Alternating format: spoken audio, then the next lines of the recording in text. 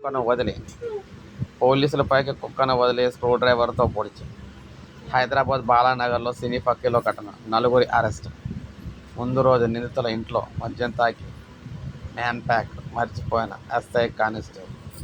So మనం చూసుకున్నట్లయితే హైదరాబాద్ బాలానగర్లో ఒక ఇంటిని సావరంగా చేసుకొని ఎక్కడేస్తున్న ముఠాను పట్టుకోవడానికి వెళ్ళిన తెలంగాణ ఏగల పోలీసులపై నిందితులు కుక్కను వదిలి స్క్రూ డ్రైవర్తో దాడి చేసిన ఘటన బుధవారం చోటు చేసుకుంది. సినీ ఫక్కీలో సాగిన ఈ దాడి ఘటనలో పోలీసులు ఎట్టకేలకు నలుగురు నిందితులను అరెస్ట్ చేశారు.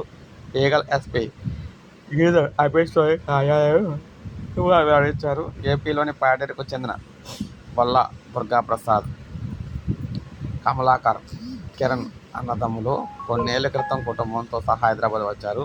బాలానగర్లోని నర్సాపూర్ చౌరస్తా దగ్గర ఉండేవారు. కొద్ది రోజుల క్రితం వినాయక్ నగర్లోని మసానవాడకు సమీపంలో ఇంట్లోకి మకాం మార్చారు. బయటకు క్యాటరింగ్ బాయ్స్ని సరఫరా చేస్తామని చెప్పుకుంటూ 2002 నుంచి ఈ వ్యాపారంలో అయితే ఉన్నారు. ఆంధ్ర, ఒడిశా సరిహద్దుల నుంచి తెచ్చిన చిన్న చిన్న పొట్టలుగా మార్చి వాట్సాప్ ద్వారా వినియోగదారులకు విక్రయిస్తున్నారు.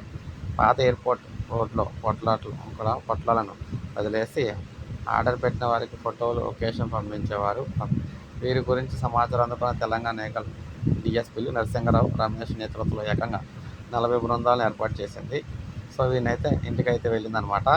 అయితే ఒక్కసారిగా కుక్కను ఉసిగొల్పగా ఓ కానిస్టేబుల్ను కరిచింది. మొత్తానికి తేరుకొని దుర్గాప్రసాద్, కమలాకర్లను పట్టుకున్నారు. కిరణ్ మాత్రం ఇన్స్పెక్టర్ మల్లేష్ చేతిపై స్క్రూడ్రైవర్తో పొడిచి ఓ ఇంటిపైకి ఎక్కాడు. పక్క భవనాల మీదకు దూకుతూ పరారయ్యే ప్రయత్నం చేశాడు. ఈ క్రమంలో ఒక వృద్ధురాలి సెల్ ఫోన్ లాక్కొని 3 అంతస్తుల అపార్ట్మెంట్ పైకి ఎక్కి సెల్ఫీ వీడియో తీసుకుంటూ ఇక్కడి నుంచి దూకేస్తానంటూ బెదిరించాడు. కొందరు పోలీసులకు భారీగా డబ్బులు, మద్యం ఇచ్చారు. నన్ను ఎలా అరెస్ట్ చేస్తారు అంటూ పోలీసులతో వాదించాడు అనమాట. సో ఇలా మొత్తంగా చూసుకున్నట్లయితే మంచి రాత్రి అయితే ఒక భయంకరమైన సంఘటన అయితే జరిగిందనమాట హైదరాబాద్లోని. సో ఇప్పుడే మనకి అప్డేట్ వచ్చింది. ఒక లైక్ చేయండి, సబ్స్క్రైబ్ చేసుకోండి. మన ఛానల్ సబ్స్క్రైబ్